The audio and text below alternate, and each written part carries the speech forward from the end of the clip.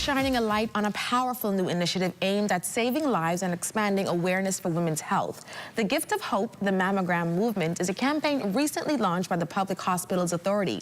Joining us today is PHA Foundation Director Alana Major, here to walk us through what this campaign is all about, why it matters, and how every one of us can play a role in spreading hope and potentially saving lives. Welcome to What's Trending, Alana. Thank you so much. It is a pure delight to be here today. So good to have you. Thank you. Now, I see you decked out in your pink. I had to wear my pink But today. It's not October. No, it's not. No, it's not. And we usually liken, breast cancer awareness to October and the color pink. But we're in December, and the PHA said, you know what? We're going to talk about breast cancer throughout the year. Yes. So talk to us a little bit more about this new campaign, what it is, and why now. So this campaign is an effort from the PHA Foundation, and the foundation is the dedicated philanthropy partner of the Public Hospitals Authority.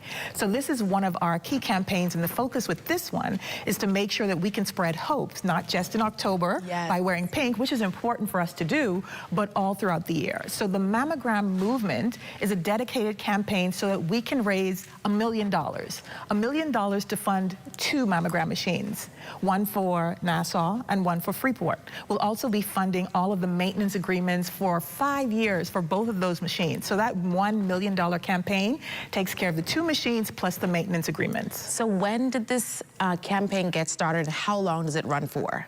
So it just recently got started. We were looking at particular ways, the foundation that is looking for particular ways where we would have the most impact, and seeing that breast cancer is so prevalent in the country, and this is one of our main priorities, we thought, okay, let's start here with one of these campaigns. So we just got started recently a few months ago, and we will go as long as it takes until we secure these machines. So that $1 million. Absolutely. And you talk about the prevalence of breast cancer here in the Bahamas, and before we got started with the interview, we're talking about the ages now of women being diagnosed. We have women in their 20s, we have women in their 30s. One time ago, it was thought that, only older women would be diagnosed with breast cancer. But so talk to us a little bit about what the numbers or stats look like in the country currently. So the stats are very, very concerning. We're seeing more and more women in their 30s, in their 20s, to the extent where most of the new cases that are developing are happening within women between the ages of 30 and 40.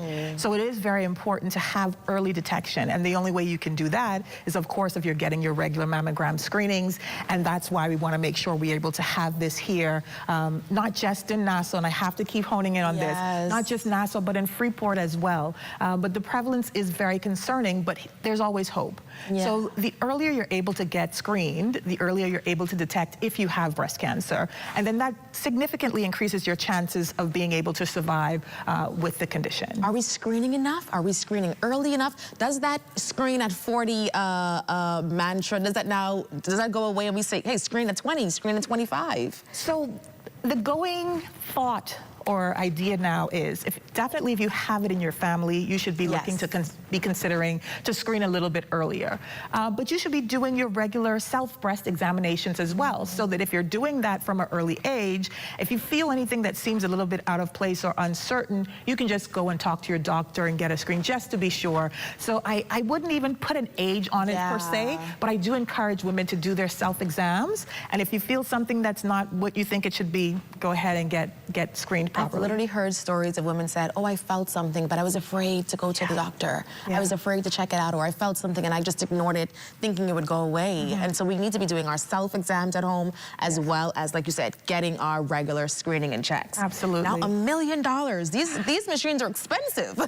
They are expensive, but if you think about the fact of the amount of women who will be aided with this, and I have to say men too, because men can actually get breast cancer. Very true. But it's $1 million for 2 machines. So it's not as though it's $1 million for 1 machine, but it's $1 million for 2. And once it's there and it's set up in the hospitals, you literally will have thousands of women that will be able to have access to this type of care. And it's definitely needed. Yes, it is needed. So how far are you in getting that $1 million? I know you recently kicked off the campaign. We recently kicked off. Can you share how much you may have gotten so far? Just getting started.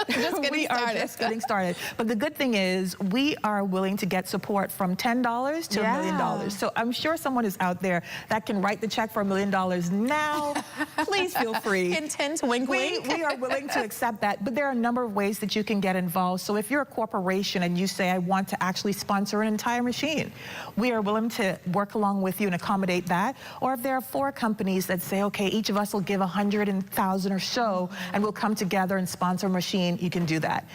Also, the smaller amounts for the maintenance agreements, the maintenance agreements are about $30,000 each. So you could say, I want to sponsor year 1, year 2, year 3 of that maintenance agreement, and then we will do all the rest after that. Okay, and so who is the appeal to? I know you mentioned companies, corporations, so as little as $10 you'll take. Everybody.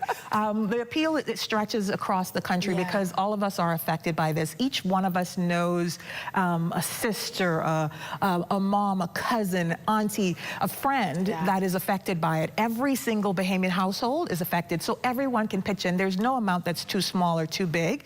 But of course, those who have deeper pockets, then we're welcome to accommodate you with those deeper pockets, and we would appreciate as much support as you give. So how can we give? Where do we go to give? So the easiest way to get in contact with us is PHA Foundation Bahamas.org. All of the details of the mammogram movement are there on the website. You can get all the details to contact us, phone numbers, email addresses, ways to give, because you can give directly via bank wire, or we can get in touch with you. You can actually work through us to the vendor to purchase the machines itself, or you can even give on Givelify, but PHA Foundation Bahamas.org. And finally, how will the success of this initiative be measured? I guess the best way is once it's installed and you can actually see how many women are able to use these machines, then you can get the long-term effect there. And then how many lives are saved and changed as a result. That's the key. Definitely. Yes. Well, thank you so much, Alana. Wonderful to be here. Beautiful in your pink as always. Thank you. And you look gorgeous in your Christmas colors. I love it. Thank you so much for joining us and sharing how we can all take part and make a difference.